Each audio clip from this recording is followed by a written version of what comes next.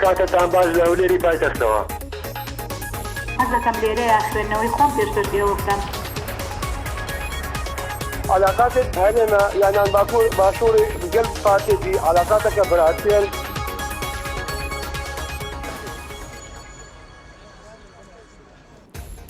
دەم باش تەماشاوەندی گەلێکێژە گەلێک بخێر بێن. حزبên herêmê di navbera parastina berjewendiyên niştimanî hezbî da ve nava nîşanên tewerî rûyê bername Mayîkê xelke li vê herêmê em tê da cîn temaşevanên hêja pêtirî sî hezib hene dibêjin sî û şeş hezib li vê herêmê em tê da cîn hene bêguman ve hezbên siyasî ne herêk şan herê helgirê îdeolojî felsefe û şêwazekê karkirinê ye divan hezban da herêk bangê şeveyekê dike ku petir xizmeta komalga dikin heya dawiyê lê pirsyara girîng hevaya heya niha jî di cada Kurdistanî newekê ji vê fikrê tê te dîtin eger piranî jî nebît behsiyan dê dikin ku hezbên Kurdî اگر چند هەوڵدانێتان بۆ بەرژەوەندین تایبەتن هەند هەوڵدانێتان بۆ بەرژەوەندین نەتەوەی نینە بەرێ خۆ بکەیت حەزب قۆرغا هەمی بنەما وەکو چاودێر دەبێژن هەموو جمگێن ئەساسیین فی وڵاتی کردە دەدەمەکێدا ئەرکە حەزبێ نابەیە قۆرغۆ ئەو پاوانە هەموو جمگێن ئەساسی و هەموو کاین بڕێوە برنەفی وڵاتی بکە حەزب تیجارەت دەستا بە حەزب ئاسایشی دەستا بە حەزب پێشمەرگە دەستا بە پۆلیسی دەستا بە حکومەتی دەستا بە حەزب هەمی تشتێک دەستا بە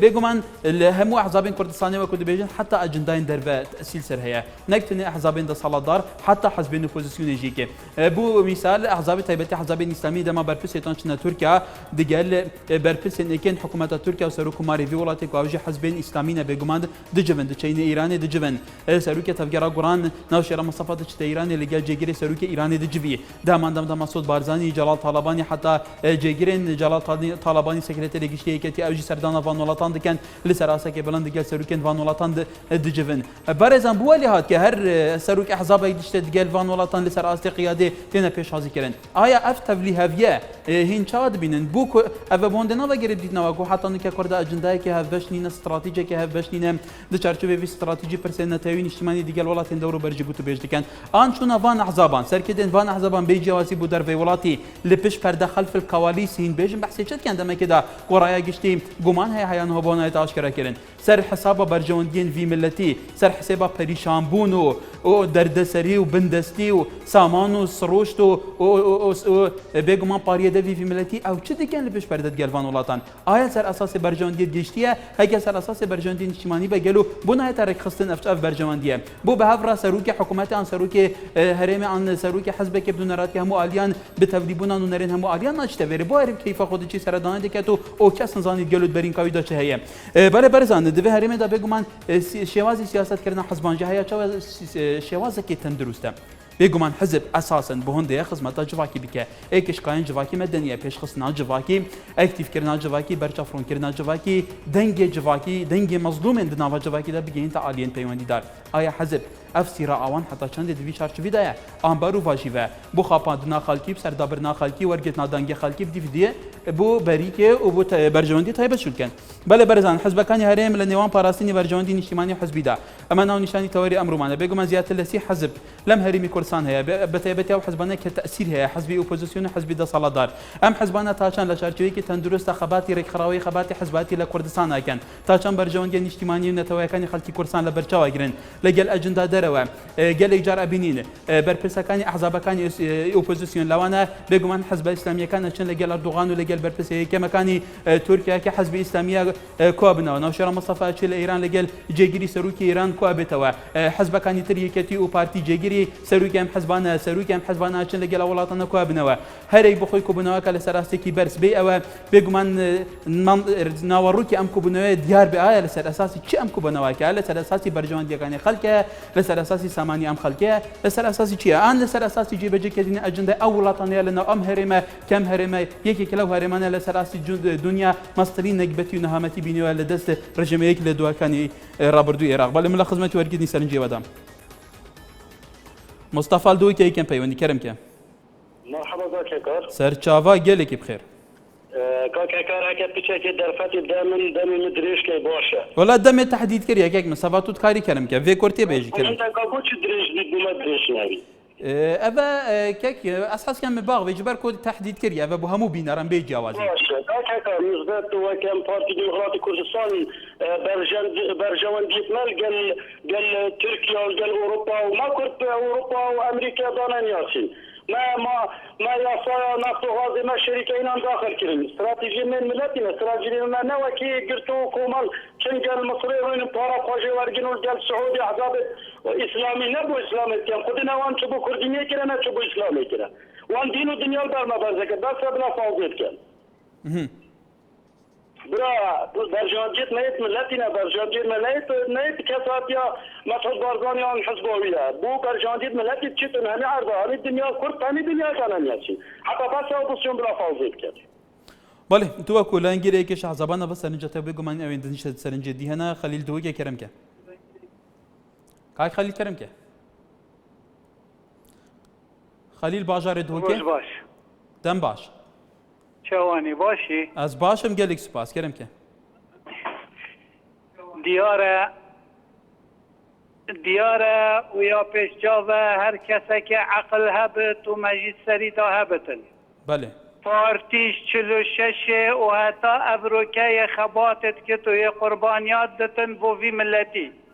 بو سرکفتنا وی ملتی بو مصلحتا وی ملتی بله دیاره که اف احزاب دیش نیکا پیدا بین هندک شوانا اشخاص یتاتین بو ریگریل وی ملتی بگرن دانگه تا آرمان جد خو هر وکی دیاره بونمونه يعني في ايام كانت اعلام اوان دهول قطع وزرنا لدا دقوتي بارتي دوكي دنگ زيدايت نفسين ونظام تشكري اشي اثبات اكل شاري سليماني كاي كاكو فرمو كاي كاكو اجل سر خط بياكو ام كاتباش سر چا فرمو كاكجان لشورشي كشورشي توانم بلم تنها اوي كبوه تنها لبناي برجوندي حزبي وشخصي بوه ديما كشورشكي 200,000 شكداري لبناو يقبل مالا كوتاي بهاتو تا اساشي لقلبي هميان تنها لبناو برجوندي حزبي وشخصي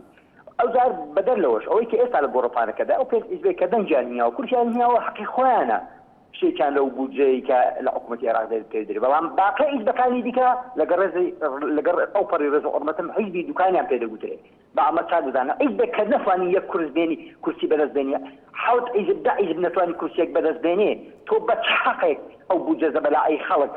السروف سامعني أوقف كيف بيجي كان نفاني بدأ إذا كرسي بدز بيني يعني براسي أما خيانات كذا بخلق براسي بسرعة في ظل شو كمان أجر رول يعني به أجر شيء باش هو خلص كان شن به بون ده يجيب كرسي بدرس يعني جاسم لولي رو فرمو أنا باش كان سر چاو رسمي بالنسبة له توجه مرتان أبو من برجون حزبه كوكو دبين والله من إذا اشتاق بزبي لباري أوبوزيسيون بصلاة حزبي بصلاة أو ديارة حزبي أوبوزيسيون إيش كان كردستان خوان هزنيا خوان داري خونيا خوان اگر اوج بك او تاثيرينيه بلام هو ديني مع الصالان انه كان قبل يعني بارتي دكتور تشاكونا ذكروا استاذ غزالي لما تخيل اكل ودوق او هزي تشيلي لا هزي رايليا اشتكى بالرزم او هم يقولوا برجون اسباب بو مانو ابن مالي خوتيان او كان كان او يا بو خوي بله دلشال زاخد گلمه لیرای برکا ویدیو سکایپ از بارم کرم که بله افدمی تا باشی وار باش باش تر بود تا کرم که کاکا کارچانی سپاس بودن سپاس کرم که کاکا برایام جیگه جبلی پارتیه هیچ حزبی دیده کردستان دا تایبتی اپوزیسیونه بو بشندیان اجتماعی و گلی والاتی ناکن جبلی پارتیه چونکه اگه ام چاپ خیجان دنه که ات خدمت پارتیه و میجوا پارتیه دا بکن وقتی سروکی شکفته و نوستی هنگ بلا مرو بزانتن برجواندیا حزبی نبی افروکه هاتی رنشتی خواره هر بشواندیا حزبی نجبیجی لیوین دیجی بشه که زور شوانات خباتا پیشمرگاتیه چوی اوی دیجی بشه که شوانات خباتا چیا چیه بو بخاف داخف نامن رزبو همی لانا بله فیگاوه هندلانت هی نشانه دا صلات دزبینن دا صلات پولی پاره ماده دزبینن ویگاوه دوین تایبتی کردستان تک بدن بشکینه بو دا صلاتا خواه نیان اجتماعی دا صلاتا پلو پاره هەگە ڕاستە گۆڕان و ئێکە سەردار لە شاری سلێمانی سەردار فەرمۆ سەرنجی بەس بەرزتان کاکار سەر چاوم دەستخۆشی بەرنامەکە لە یەکەم بەڵێ وەڵاهیم پێم وایە ئەگەر لەسەر بەرژەوەندی گەلی کورد بێت و هاوڵاتیان بێ ئاسایی یعنی هەر حیزبێکەت پەیوەندی هەبێت لەگەڵ وڵاتانی دراوسەیە بەڵام بە تایکی ئەوانەی کە ئەیانەوێت بڵێن دەستەر بەرژەوەندی هاوڵاتیان پەیوەندیان هەبێ ئەوانن کە لە دەسەڵاتان نەگەوانێک کە لە ئۆپۆزیسیۆنان ئەوانەیە کە لە ئۆپۆزیسیۆنان بۆ نمونەوە کۆمەڵی ئیسلامی لە کاتێک کاتی پەیوەندی لەگەڵ ئێران ئاگرێ حەو پێشمەرگە حیزبی دموکرات دەگرێت تەسلیمی کاتەوە بێ سەر و شوێنێکە یەکگرتووی ئیسلامی ئەچێ لەگەڵ ئەخوان موسلیمینە بۆ ئەوەی ئەو کلتوری ئەوان بێنێتە ئەم وڵاتەوە ئەچێ پەیوەندی لەگەڵ ئەخوان موسلیمین بەڵام ئەوانیش ئاڵێن بە تایبەتی یەکێتی پارتیاوانی جێبەجێکاری ئەجندای تورکیا و ئەجندای ئیرانن والله من ناتوانم ئەو بزانم ئەوە چاودێرەکان بێگومانەوە قسەی چاودێرەکانە چاودێرەکان زۆرجا باسیەوەکەن بەڵێم وەکو حکومت نەگوەکو حیزب ئەوانەیە کە وەکو حکومت پەیوەندیان هەبێت لەسەر بەرژەوەندی هاوڵاتیان ئەوە شتێکی چاکە و دەستخۆشان لە یەکەم و سەرکەوتوو بیت بەڵێ ساڵح دۆکێ کەرم کە ساڵح دۆکێ الو مرحبا مومو سەرچاوا گەلێکی بخێر مومو أزبطها تشتكي بيشم أفحص با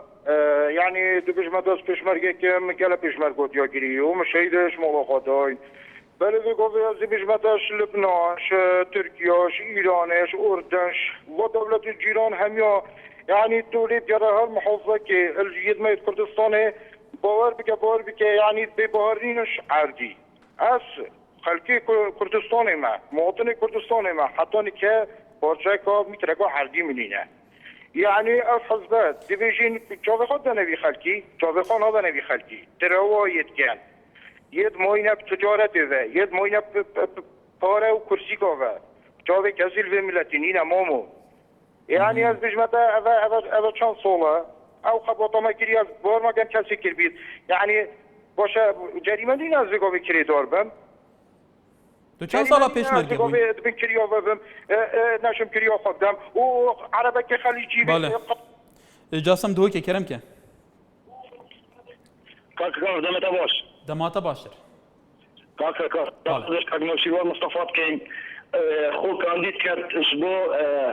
سەرۆکاتیە پۆستە سەرۆکاتیە هەرێمێ ئەم داخوازێژەکەی خۆ کاندید کرد و ئیشەڵا دەسەرکەوێت و ئەم داخوازی شەمی خەڵکی کوردستان کەین دەنگی دەرەکاتی ئایا دیگنەتە گەر ئەوسەر کەوی دێ باشتر بیت یا من کاکە کاندید کو بشێتم خزمەتا خەڵکی کوردستانی بکرد بۆ ئەفال بشاردنێ بێت و دەرکەوێت کاکنەوشیوار بۆ چ تەجروبە هەنە تۆ سایب قەناعەتیت گەلوێ چ بنەما هەنە کە وسە قەناعەتە پێ بیت ڕەنگی ڕاستی کاکە گەلچێک دەمێ من درێژکەن دەمێ من درێژکەن بۆ قەناعەتی خەڵکی کوردستانی خەڵ قەناعەت بۆ چی بوو یەکات هەر بشاردنێن بێتم هەکە کاکنەوشیوان بەشدار بیت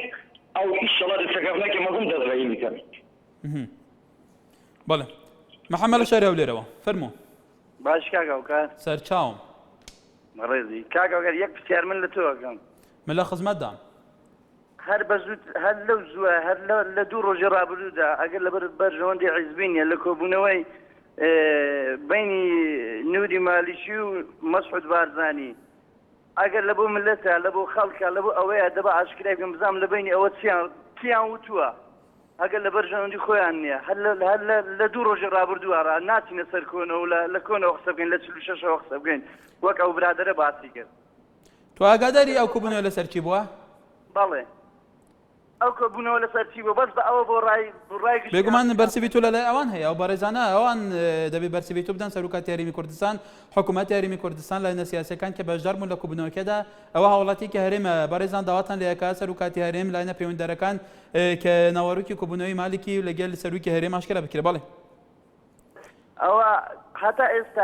هەر کۆبوونەوەیەکی دووقۆڵی کراوی هەر شتێک بکراوی سەرۆکی هەرێم ئاشکرای کردێ بۆ ڕایگەشتی لە بەڵێ نۆر دۆکێ کەرمکە دەم باش دەم باشتر ڕاستی دەبارە تەوەرێکی جوێ خۆدا ڕاستی دیدەنیدا بەس دەمەی گۆ بوو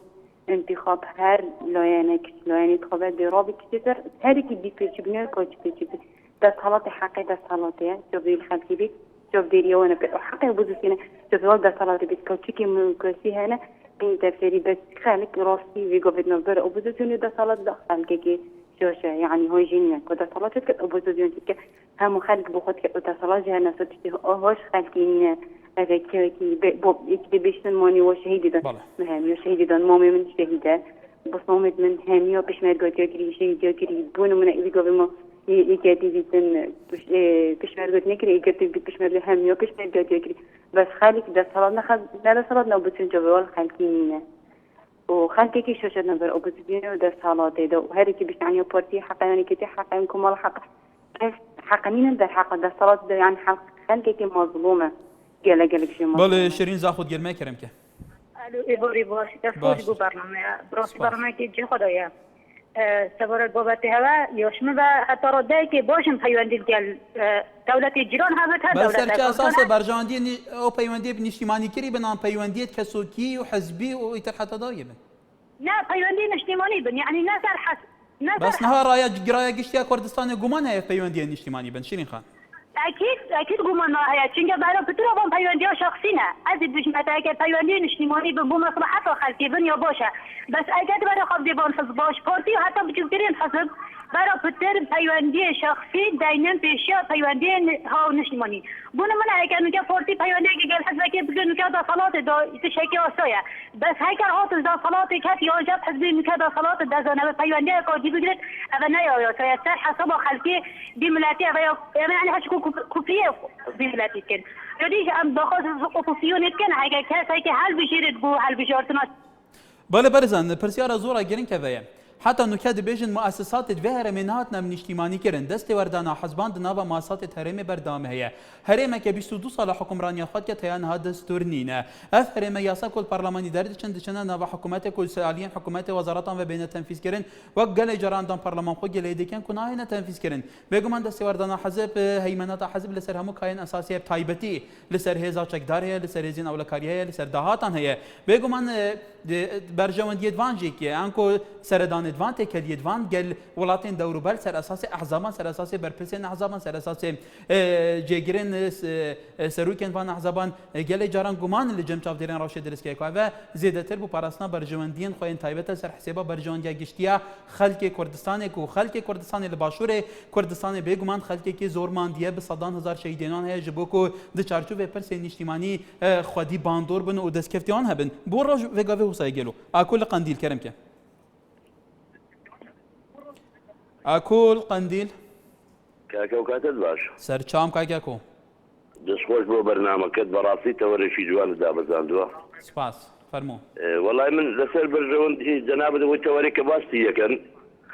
طبعا هو مكدزاني وبرجوندي بنماليه برجوندي اجتماعي نيه ايه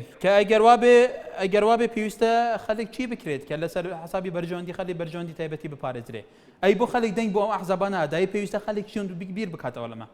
شیرین بزی شامبو خلق جابتوا اوديك دو مليون رخيكم ده زنابتان يا من لا خدمت دام خدمت دايما وسواس ده كان باريزي دوينك انا بيوندين فيو كردن كثير رفستان ده هلطان قلت دوا بارشار حال باسی چی که کرد دوباره کی تو؟ دوينك انا بيوندين فيو كردن رفستان ده برانبر باو توري دوينك انا برادرك لشم شماله او تدي ملكشي تواوي سروش بن من ملكشي چبم ملك بله ببرد یاره پیوندی یاره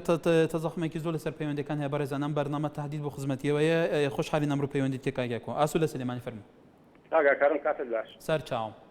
برزی دیاره براسی تور نما و ایمل کردستان باز نکراتی وللان جنابشتان و براسی دانه بزی بیت تیم اما تنها هموی سریشانه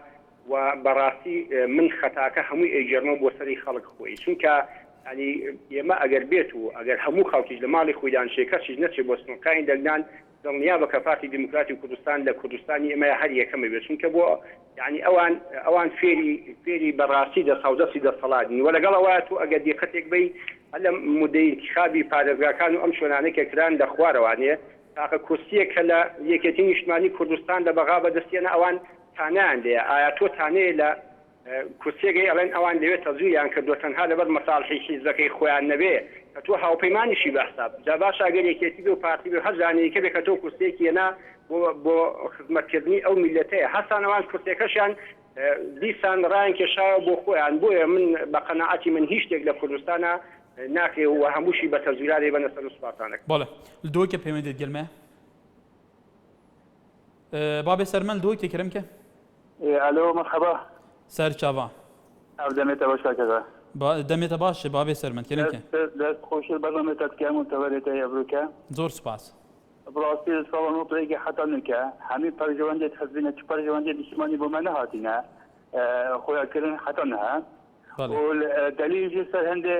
حتا نکە ئەمێ ئەو ناوچێت دابڕاوی کوردستانی ئەم دەستت خۆدەنج بەر پەرژەوەندێت حەزبی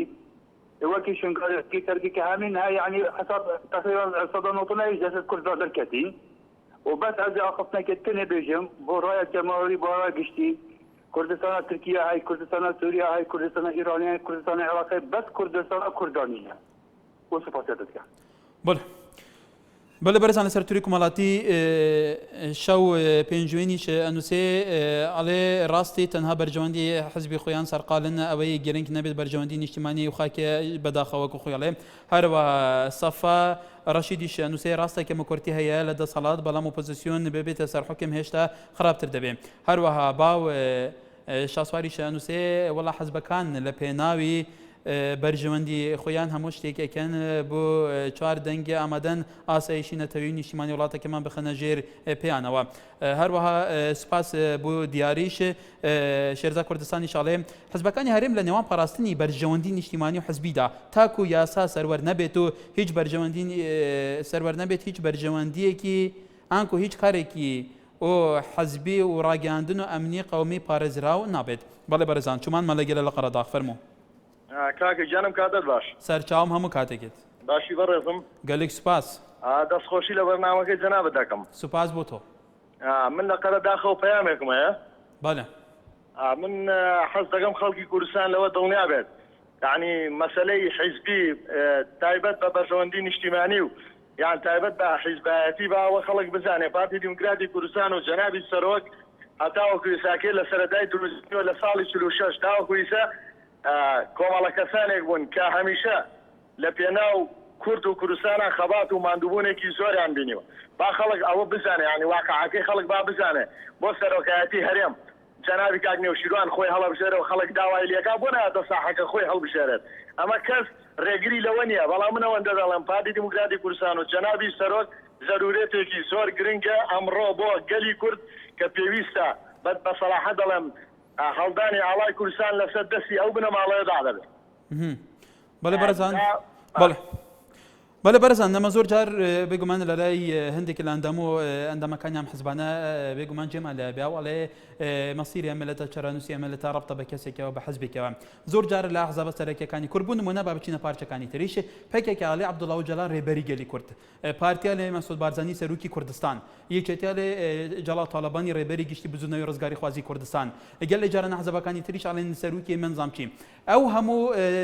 دەستە بەکارێنان ئەو دەستەواژەیە ئەو ئەحزابانە لە یەکتر و هەر ئەندامی حزبێک وا تەسەوەر بکات کە مەسیری ئەمەلەتە چارەنووسی ئەمەلەتە ڕەبتە بە چارەنووسی سەرکردە و ئەم حزبانەوە بەڕای ئێوە ئەمە فعلا منطقیە فعلا وایە فعلا لە پراکتیکە وایە فعلا لە ئاسیار چارپەرچەی کوردستان ریفراندومی کراوە هەڵبژاردنی کراوە کە فعلا کام لەمانە سەرۆکی ئەمەڵاتە بێ ئان بەم شێوەیە ئەم ئەحزابانە بیرەکەنەوە سەرکردەکانیان بەم شێوەیەکەنە سەرۆکی ئەمەلەتە بەبێ ئەوە ئینتیخاباتێکی گشتگیر لەسەر ئاسیار چارپەرچەی کوردستان هەبێت تەئسیراتیان هەبێ بەرژەوەندی نیشتیمانی لەسەر حزبەکان لەسەر بەرژەوەندی حزبەکانیان کار بۆ خزمەتی هەموو پارچەکان کرده بێ ئەم دەستەواژە و ئەم بیرکردنەوە بەڕێوە تەچەند ئەوەیە کە ئەمەوە ئەسەلمێنەیە حزبەکان خۆیان یەکتر قبول ناکەن سەرکردەکان خۆشیان یەکتر قبول ناکەن بەڵێ جەمال هەولێرەوە فەرموو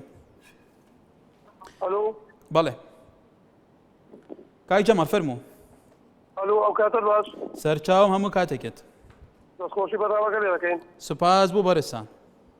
وەڵا ئەو کۆبوونەوانە هەموو بۆ بەرژەوەندی حزبیە بەڵام بەرژەوەندی حزبی لە پێناو بەرژەوەندی گشتیە ئان بەرژەوەندی تایبەتی نەخێر بەرژەوەندی تایبەتی بەرژەوەندی حزبی ئەی باو هەموو حزبانەوە هەموو باری بەرنامە و پەیرە و پەرۆگرام و کۆنگرانە و نەزانم چیە بەستن و بۆ ڕای گشتی کەشفەکەن ئەی بوو بەرژەوەندی خۆیان نەپارێزن لەسەر حسابی بەرژەوەندی گشتوێک و توڵی فەرموو ئەو هەر بۆ بەرژەوەندی خۆیانە بۆ بەرژەوەندی تاکە حزبی و تاکە کەسیە تا دوێنێ مالیکی دیکتاتۆر بوو ئەو ڕۆفەسی سوەری بۆ هەولێر بەڵام پێتوانی ئەمە لە چارچوێ سیاسەت تا شتێکی باوە گەلێک جاران ناکۆکیەکان نەگاتە ئاسێکی تر ئەو مستەڵەحانە بەکاربێنێ بەڵام دواتر سەرمێزی دانوستاندن هەمووی پێچەوانە بێتەوە لەسەر مەسلحەتی خۆیان پێکاتن ینی مەسلحەتی خۆیان مەسلحەتی هەرێم و حکوومەتی ئیتیحادی نەخێر لەسەر مەسلحەتی خۆیان تاکە حزبیە تاکە کەسیە حزبەکان بۆ خۆیان لەسەر مەسلحەتی خۆیان پێکاتن بەڵێ مرات شنگالێت گەرمەیە کەرمکە چاوانی باشی کەکی هەکار ئەم باشین گەلێکی سوپاس کەرمکە ڕاستیجی دەستخۆشی بەرنامەتە دەکەم گەلە خۆشە پرژی سلاواتە دەکەم گەلێکی سوپاس کەرمکە ڕاستیجی ئەز بینم حکوومەتە هەرێمە نە حکوومەتە وەکو حەزبی بکارتێ ڕاستیجی ڤیان نیشتیمانی بە حتا نەبەس نیشتمانیا vê herêmê belku Rojavayê Kurdistanê Bakurê Kurdistanê em li vê derê dibînin hindek hezb herêma Kurdistan de bedaxewa zor bedaxewa malbatî kar dikin ev karê malbatî kar dikin bi rastî jî tiştekî ne baş ji bo Kurdistanê li vê qonaqeka wisa de gereka Kurd destê xwe bike hev de gereka Kurd li berjewendî giştî bigerî berjewendî giştî xirê muhimtir in bû nimûne Rojavayê Kurdistanê پێویستی یەکەتی هەیە بەڵام لێ دەرێ نها باشە لێ دەرێ باشە باژارێت کووردا هەتا ڕادەگی دێنە پاراستن حزبێ لێ دەرێت دەستی خۆ دێخنە ناف دەبێن هەندەکە درست بکن خەڵکی وێ دەرێ بکوژن ئانگۆ باڵە بەشیر بەردەرەش بەڕێیا ڤیدیو سکایپ فەرموو ئێواری باش تێرکێک بەشیر بەڵێ ببووچوونا من سەرەتانت ببووچوونا من سەردانت ئەحزابێت سیاسی بۆ دەروێ کوردستانی زۆر ئاساییە بەلێ بمەرجێکی bi berjewendiya milletî dabît nek dijî mafê milletî bît û kar bike dît natewek Welatiyê Herêma Kurdistanê kak Beşîr pisereka giring e tu çand haydarî van kombînayê ku pêwîst e bizaniye êl dervê welatî têne kirin aya te guman heye bû berjewendiyê taybetî bin an bû berjewendiyên milletiyeke berjewendiyên milletî ka berhemiyan ser erdî بله خودی کار کار اسواگو کسی اسواگو حالتی که کرد نک سیاست مداره که بیشین مسئوله که برپرسه که مثلا کمون آگاداریش با کبونا هبیتن ولی سیاست مدار میتین اوید برپرسید معارضه احزاب دی اگر تشته که خیانتکاری هات بکرن احتمال او واجب اجی سروی او نسر شاشن کانال کی تی وی اشکرا کرد بخلقه که فلان بله سر آخفنا که بشیر بله بسیار که گله جاران فلان بخواد تهمت بارده کنه و جبهه کار فلان اجنده و جبهه کار فلان اجنده ای اف پیرو پروگرامه اف دعایتو اف همو پروپاگاندای دیگه بو خدمت کردن خلکی دی بجن ام فریاد راسین فرشتین ام خدمت وی خلکی دیگه وی گلی دیگه گله پریشان ام هلگرین باگراوند و تاریخ کا شوراشگرینیا اری راج بو چو حسای گلو بو اف کومبینه ناوارو کاوان بو خلکی بو رای گشتنایت کردن نگه سر حساب خلکی بو برجوندی خلکی به بو ترس هيا بو كرنا نافاروكا فان كومبونا هريش نبيت باشا كشانا كو فعلا هريش نبيت خالك بيتشي جاش بين بيلسر ولا بشتي فينا بريم دبر دوام بين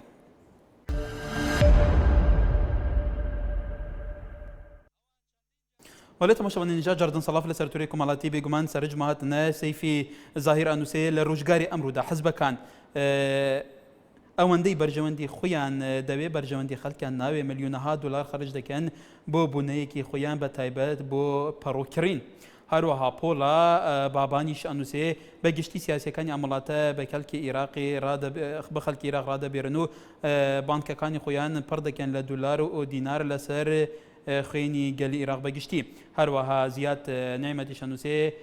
یاری بەهەست و عەقلی خەڵک دەکەن و بۆ بەرژەوەندیە شەخسیەکانیان ولی برزان لکردستان یستا بگمان بودجه احزاب کان دیاره تا استش یاسای درنش ولی پارلمان کردستان که تهدید کابلام گلی جاران هندک حسابات بینین او حزبانی که بگمان هین ورگرین او بودجه ورگرین لکردستان ل پارلمان کردستان ده هیا حزب هیا زیادت ل 20 کرسی هیا حزب هیا به هاو بشی لگل چندین احزابی تر او سا کرسی کان هناوا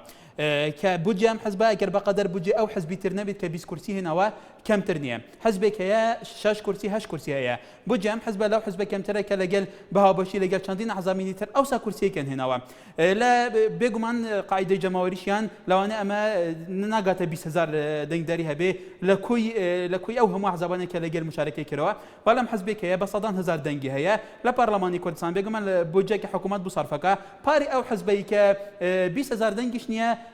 بودجه او که حکومت بصرفکه که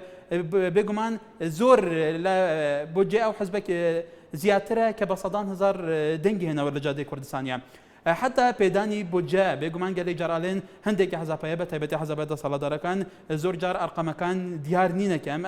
ام بودجا لسرچي ورقري مثلا مؤسسات كان يعني كوادر كان يعني هميان زور بيان تعين كراون لسر بودجة لسر حكومات عن موظفا لسر حكومات بحزب يشكن او همو بارا وكو ارقام كان زورجار تشاودر كان او روشارين او همو بارا مؤسسات مثلا كان الله راغان كان يعني او همو مؤسسه راغان كان يعني همو لسر حسابي خليك بارا وريجن باريك خيالي لكاتك برجوندي حزب جيب جكري اي حزب وايك فعلا لسر حسابي خليك لسر حسابي بوجه بارا وريجي ابو برجوندي حزب او بارا بكار بينه ان حزب يوصل بينا خلق دا تصحيه بدا كولنا دا هول بدا بوي بوجه خلق فعلا بو خلق به بله نجاة لشر سليمان فرمو شوني برس سر چاوم كاشي بقربان سر چاوم سلام عليكم ولا تبارك لسر حزب بله لسر حزب كان كرد براي تو هاولاتي تا چان برجوندي گشتيان پاراستويان پيچوان فرمو بله بله بله والله بمصلحتها هم يجي فاهم فركنا برس يعني هم يجي فاهم فركنا بقناعتي من حزبي معارضه انتو يعني ملت كل خلشي كل سام بعام بس انا سوي ثاني يعني هشت على سلوك كريم تشيبو غني كل كدوا تكراوا خلق خويد هذا سوي ثاني زانا معرض هي اگر بو سر حسابي گیرفان پر کردن به او خلق بو هم الى دورو بريان خو کوابته ولا بني ك حزبها ابني بده هزار كاس پرچم یا حزب بلنه كانوا لدورو بري کوابنوا هلا پرنا يبو مادام بسر حسابي گیرفان پر کردن بله خلكانك مبرز خلكانك معيشتان نواجي معاشي تاش يعني لبر ما معادي اخوانا كثير خلكانك حزبين ك لسجفاني فقير شيء بله اسو لراني فرمو الرزم كاتتان باش سر چاوم كم وايا اواني عندي كذب وسوني شو هاي هي منطقيه او لوجيكي بكاري دهين لوجيكي استردمي بعثه بونمونا قائدي ضروره بوني نما وبرز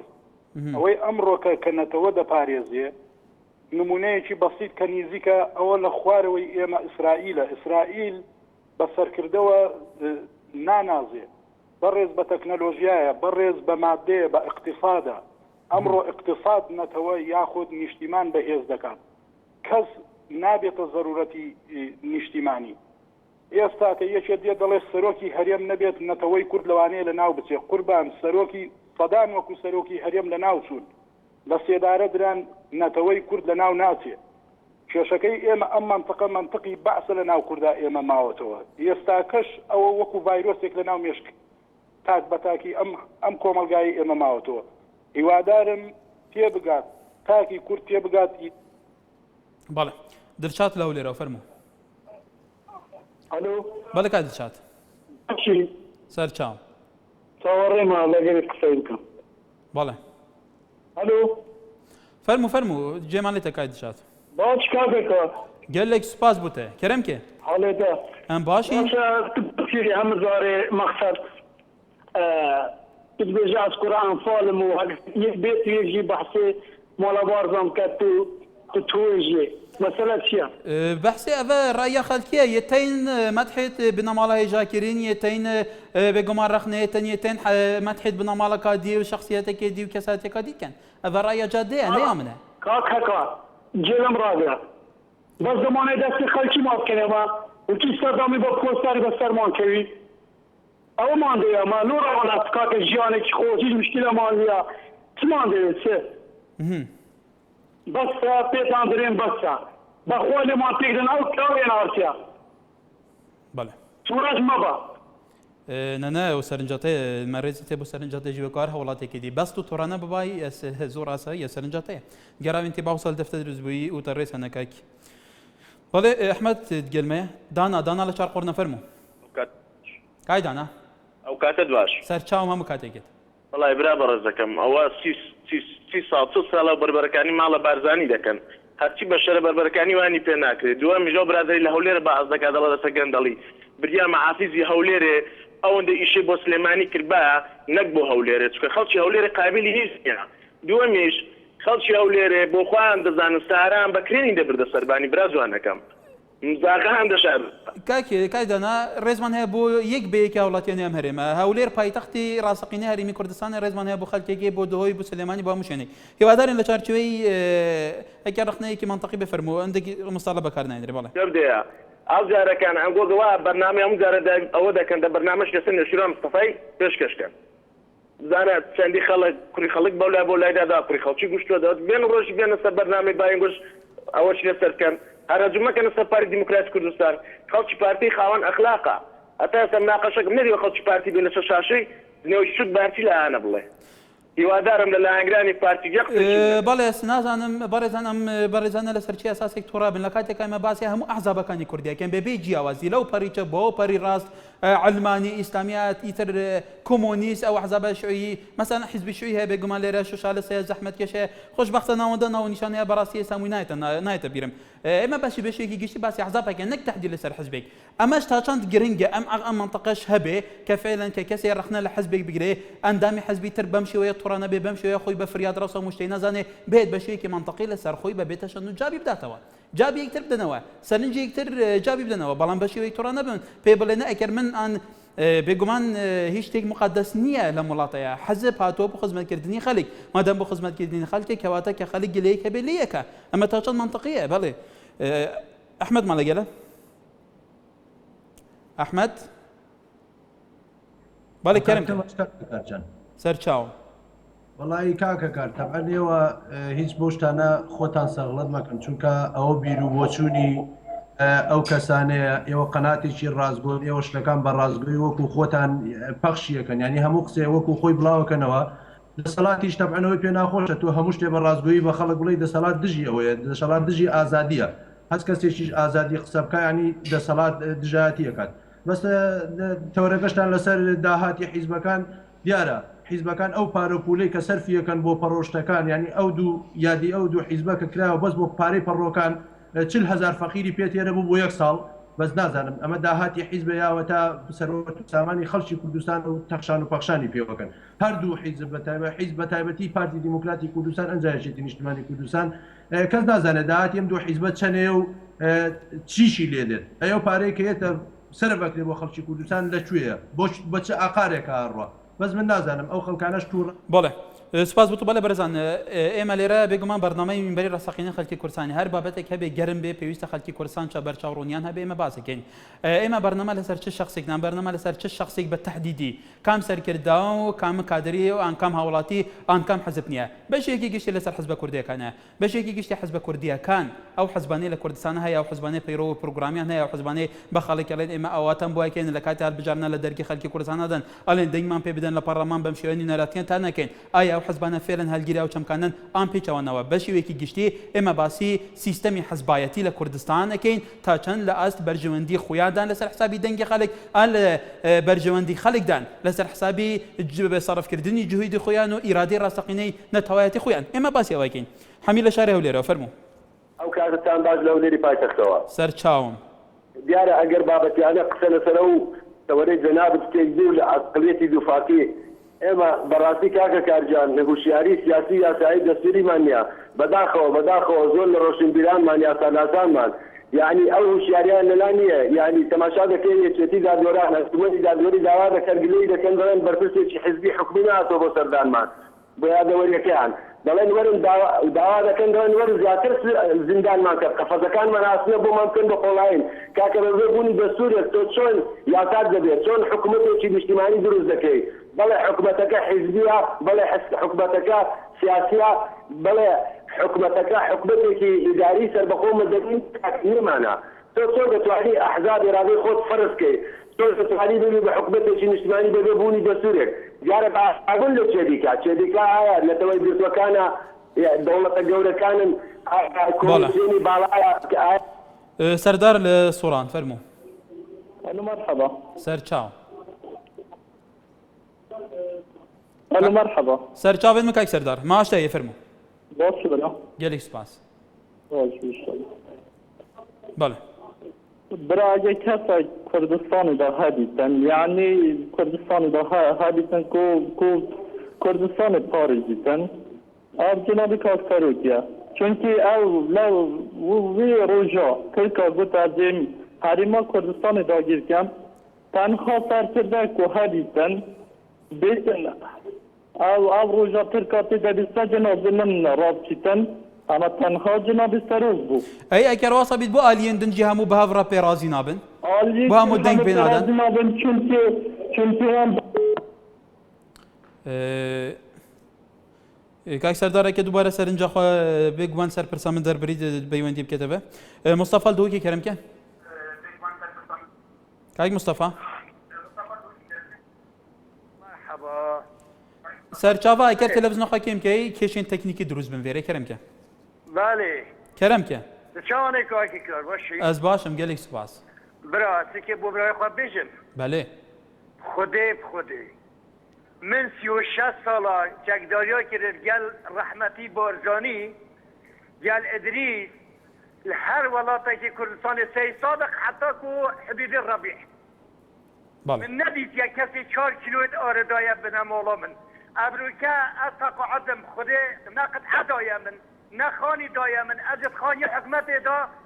ئەما بلا کەسێک خوا ئاشکرا کرد کوردستانی ڕێ بەبەت ئەم شیوان و گۆڤانێ دوان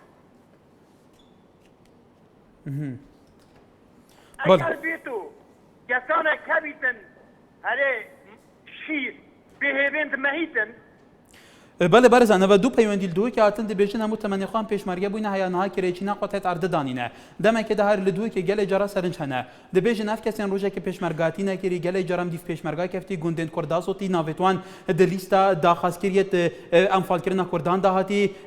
سەرک جاش و مستەشار و حتا داویە لە دووەکی معەزەس مکەڕەمژین و قەسرێتەوە چنە بەر ئاسمانی و ئیتر پایرەکی خەیالی وەرگین احتیمالە وەسا تەقاعد بۆتە چێکردین کە ئەو هەموو خزمەتاوی بۆ دژاتیکردنی کوردە هەمە خزمەتاوی بی کورداتی بۆ ئەفڕەوشە هەیە وە هو خۆدیت ئەف هەوڵاتیان لە دووەکی بەتایبەتی کاکی مستەفا کە دەبێژێ لە سەردەمێنکەبن هەیەنها پێشمەرگە بۆ یانها کرێکیە ئەفڕەوشە بۆ هەیە بەڵێ هاورێ لە هەولێرەوە بەڵێ کاک هاورێ الو کاکا کات سەرچاوم الو مرحبا سەرچاوم کاک هاورێ کاکا کات کوی باش احوالت وەڵا ئەمن زۆر باشم ئەتۆ کۆی بەڵێ الو بەڵێ بەڵێ قسە بکە بەڵێ ئەوە بنسبەت زەماوەری پارتی و زەماوەری یەکێتی لە هەولێر پارتی و سەرۆک بازانش بە خۆی باش دەزانی زەماوەرەکەی لە هەولێرێ چەند مایە و چەند نمایە یەکێتیش کە سەلمانی ئەو جارەت زەماوەرەش لە هەولێرێ باز نازانم بۆ لە هەولێرێ لە تەزویرە نازانم یعنی زەماوەری پارتی ئەوها دەکەن ئەو تەزویرێ دەکەن و بە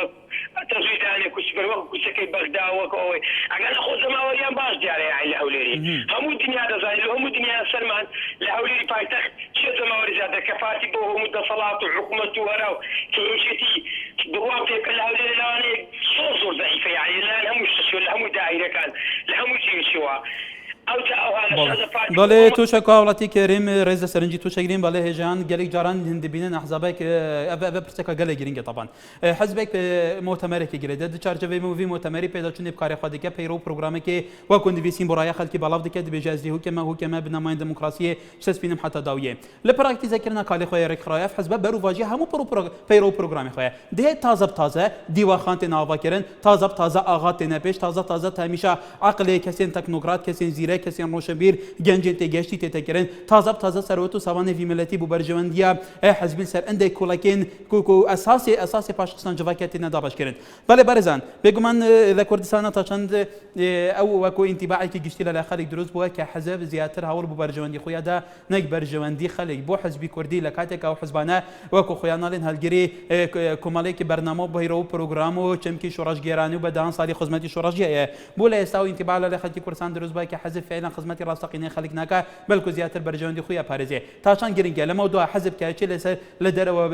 لەگەل ئەحزاب لەگەل دەوڵەتانی دەوروبەر کۆ بێتەوە لە ناوخۆیە کۆبوونەوە لەگەل وەکو هاوڵاتی گوتی نوری مالی هاتوتە هەولێر کۆبووتەوە کەس نازانێ باسی چی کراوە تا چەند گرنگە خەڵکی کوردستان لەمەیە هەشیار بێ کە فعلا پرس لە بەرپرسەکان کە لەسەر حسابی ئەم خەڵکە ئەمە بەرپرسە لەسەر حسابی خەڵکە ئەوە چێتە دەرەوە ڕئیسی وڵاتان لەگەریان کوابێنەوە تا چەند گرنگە ناوەڕێکی کۆبوونەکان بۆ ڕای گشتی خەڵکی کوردستان ئەشکرا بکێ خەڵک بزانێ ئەمانە چیەکەن کۆڕۆ کۆبوونەکان باسی چی تیاکرێت بەرێ باڵحاڵ هیوادارین ئینتیبای خەڵکی کوردستان بۆ هەموو حەزبەکان بە بێ جیاوازی گەشت بێت حتا سوبەهی ئەم ڤێری جارێکردن بگەرمی خزمەتەوە لەسەر تەورێکی گەرم بکەین ئێوار باش ئەو کاتتان باش لە هەولێری پایتەختەوە حەز دەکەم لێرەیە خوێندنەوەی خۆم پێشتر پێوە بکەم علاقاتت هەنێمە یانان باشووری گەل پاتێکی علاقاتەکە براسیێن